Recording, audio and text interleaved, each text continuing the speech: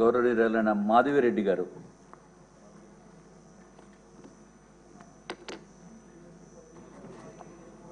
ధన్యవాదాలు అధ్యక్ష, ఈ అవకాశం ఇచ్చినందుకు.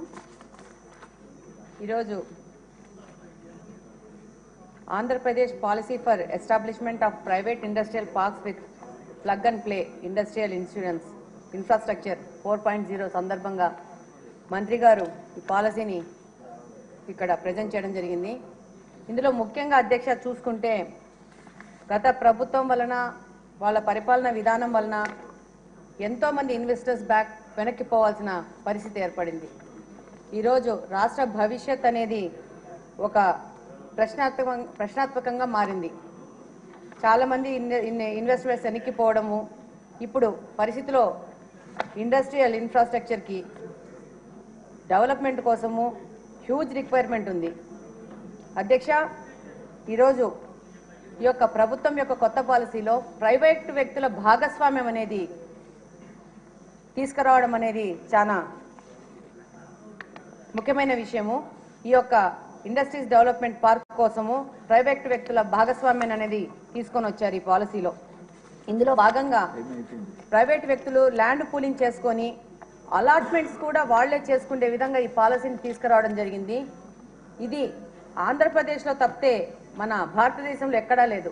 మామూలు ఇండస్ట్రియల్ డెవలప్మెంట్ పార్క్స్ తయారు చేసి దాని యొక్క అలాట్మెంట్ ప్రభుత్వాలు చేస్తూ ఉంటాయి. కానీ ఇక్కడ ఒక ప్రత్యేకమైన మార్పును తీసుకొని వచ్చారు మన ముఖ్యమంత్రి గారు, మినిస్టర్ గారు. దీంట్లో భాగంగా ఎవరు ప్రైవేట్ వ్యక్తులు ల్యాండ్ పూల్ చేసుకుని పార్కులను డెవలప్ చేస్తారో వాళ్లే ఈ యొక్క ఇండస్ట్రియలిస్ట్కి కొత్తగా వచ్చి ఇంట్రెస్ట్ ఉన్న వాళ్ళకి వాళ్లే అలాట్మెంట్ చేసే విధంగా ఈ యొక్క పాలసీని తీసుకురావడం జరిగింది. ఇందులో భాగంగా 3 రకాల దీని ప్రకారము ప్రణాళికబద్ధంగా దీన్ని తయారు చేయడం జరిగింది. ఇందులో టార్గెట్ ఈ యొక్క ఇండస్ట్రీస్ డెవలప్ చేసి దాన్ని త్వరితగతంగా ముందుకు తీసుకుపోయే విధంగా తీసుకొచ్చారు. ఇందులో భాగంగా 4 రకాల స్పెసిఫికేషన్స్తో ఈ యొక్క ఇండస్ట్రియల్ పార్క్ పాలసీ అనేది తీసుకురావడం జరిగింది. అందులో nano park, MSME park, large park, ఈ మెగా పార్క్స్ అనే విధంగా క్లాసిఫై చేసి తీసుకురావడం జరిగింది. అందులో భాగంగా 10 ఎకరాలు ఉంటే నానో పార్క్, 10 నుంచి 100 ఎకరాలు ఉంటే ఎంఎస్ఎంఈ పార్క్, అలాగనే 100 నుంచి 1000 ఎకరాల వరకు ఉంటే large park, more than 1000 acres ఉంటే మెగా పార్క్ కింద తీసుకొని రావడం జరిగింది. ఇందులో భాగంగా ఆల్రెడీ ఉన్న పార్కులను కూడా వాటిని నిర్లక్ష్యం చేయకుండా గత ప్రభుత్వము ఆల్రెడీ ఉన్న పార్కుల్ని వదిలేసేసి వాటిని అన్డెవలప్డ్ స్టేజ్లో వదిలేసింది. అలా కాకుండా వాటిని కూడా అనుసంధానించి వాటిని కూడా ముందుకు తీసుకుపోవాల్సిన విధంగా ఈ యొక్క పాలసీ ఉంది. అలాగనే ముందు యొక్క చాలా ఈ పాలసీ ఎంత ఫ్లెక్సిబుల్గా ఉందంటే అన్ని తరగతుల్లో అన్ని చోట్ల వాళ్ళని ఉత్సాహవంతమైన వాళ్ళని ఈ యొక్క ఇండస్ట్రియల్ పార్కులు పెట్టుకోవడానికి అన్ని స్టేజెస్లో కూడా వాళ్ళకి సరళీకృతం చేసినారు. అందులో భాగంగా ఒక వరల్డ్ క్లాస్ ఇన్ఫ్రాస్ట్రక్చర్ కన్స్ట్రక్ట్ అయ్యే విధంగా ఈ పార్కుల్ని తయారు చేసే విధంగా ప్రభుత్వం ముందుకెళ్తా ఉంది. ఇందులో 3 రకాల మోడల్స్ని ఇందులో ఎస్టాబ్లిష్ చేస్తారు. ఇందులో భాగంగా ప్రైవేట్ వ్యక్తులు మొత్తంగా ల్యాండ్ పూలింగ్ వాళ్ళే చేసుకునే విధంగా ఒకటి. రెండవ దాంట్లో ప్రైవేట్ వ్యక్తులు గవర్నమెంట్ కంబైన్డ్గా చేసుకొని యొక్క ఇండస్ట్రియల్ పార్క్ను ముందుకు తీసుకునే విధంగా దీంట్లో ఈ యొక్క ప్రైవేట్ వ్యక్తులు ల్యాండ్ పూల్ చేసుకొని ల్యాండ్ అక్వైర్ చేసుకున్నాక అక్కడ ఎక్కడన్నా దగ్గరలో కొంచెం ప్రైవేట్ ల్యాండ్, డీకేటెడ్ ల్యాండ్ ఏదన్నా ఉంటే దానికి ప్రభుత్వము వాళ్ళకి సహకరించి ఆ యొక్క పార్కులు ఏర్పడే విధంగా ముందుకెళ్లే విధంగా ప్రభుత్వం కూడా అందులో భాగస్వామ్యం అవుతుంది. దాంతోపాటు ఆ యొక్క ల్యాండ్ అక్విజిషన్ అనేది ప్రభుత్వం చేసి వాళ్ళని ప్రోత్సహించే విధంగా ముందుకు పోవడం జరుగుతుంది. 3వ భాగం ఏంటంటే ఇందులో భాగంగా పూర్తిగా గవర్నమెంటే ఏపీఐఐసి ద్వారా ల్యాండ్ పూలింగ్ చేసుకొనేసి ఈ పార్కును ఏర్పాటు చేయడం జరుగుతుంది. అధ్యక్ష, ఇందులో ప్రాపర్గా ఇండస్ట్రీ పార్క్స్ కోసం సంబంధించిన బిల్డింగులు కట్టడం కానీ, ఇన్ఫ్రాస్ట్రక్చర్ కానీ, నాలాల ఏర్పాటు కానీ, కరెంట్ ఫెసిలిటీస్ కానీ వీటన్నిటి ఎగ్జిక్యూషన్ ప్రభుత్వం చేసే విధంగా వీటిని వరల్డ్ క్లాస్ ఫెసిలిటీస్తో తయారు చేసే విధంగా ఎగ్జిక్యూషన్ ఉంటుందని ఈ పాలసీ తెలియజేస్తూ ఉంది. ఈ పాలసీలో ఇన్సెంటివ్స్ చాలా ఉన్నాయి.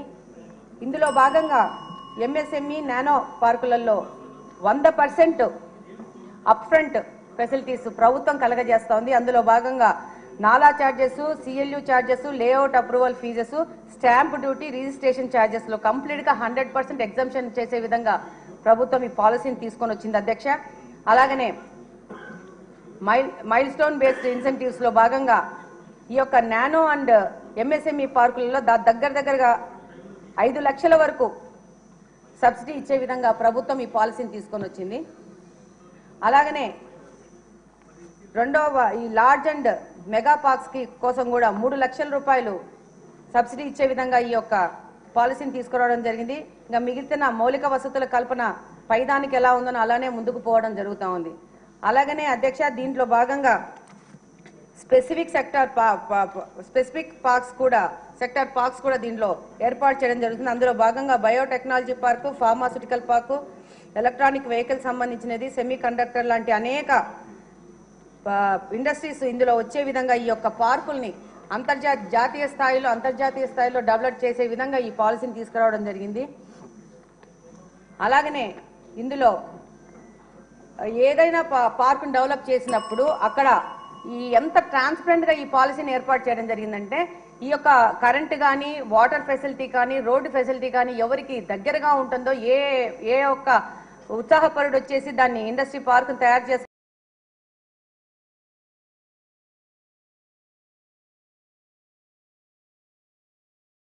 చేసుకోవాలనుకున్నప్పుడు వాళ్ళకి ఫస్ట్ ప్రయారిటీ ఇచ్చే విధంగా ఈ యొక్క పాలసీ అనేది తయారు చేయడం జరిగింది.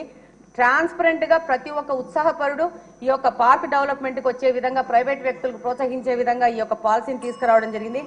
అలాగనే ఈ పాలసీలో పర్మిషన్స్ కోసము IALA స్టేటస్ ద్వారా వీటినన్నిటిని దాని కిందకి తీసుకొచ్చి సింగిల్ విండో ఫెసిలిటీ ద్వారా ఈ పార్కులను డెవలప్మెంట్ కు అవకాశం కల్పిస్తుంది. అంటే తొందరగా ఈ యొక్క పర్మిషన్స్ కోసము సమయం వృధా కాకుండా ఈ యొక్క తొందరగా ఈ యొక్క గ్రోత్ అనేది ఇండస్ట్రియల్ డెవలప్మెంట్ జరిగే విధంగా ఈ యొక్క పాలసీని తీసుకురావడం జరిగింది. అన్ని పర్మిషన్లను IPICDA కూడా కిందికి తీసుకొని వచ్చేసేసి ఈ ఫీజులు అన్ని వాళ్ళకి రాయితీలు ఇచ్చే విధంగా ముందుకు పోవడం జరుగుతుంది. డెఫినెట్ గా ఆంధ్రప్రదేశ్కు, నవ్యాంధ్రప్రదేశ్కు ఈ యొక్క ఇలాంటి ఇండస్ట్రియల్ పార్క్ పాలసీ లాంటివి ఎంతో అవసరము. దీనిని నారా చంద్రబాబు నాయుడు గారు, మన ముఖ్యమంత్రి గారు మన స్టేట్ గ్రోత్ కోసం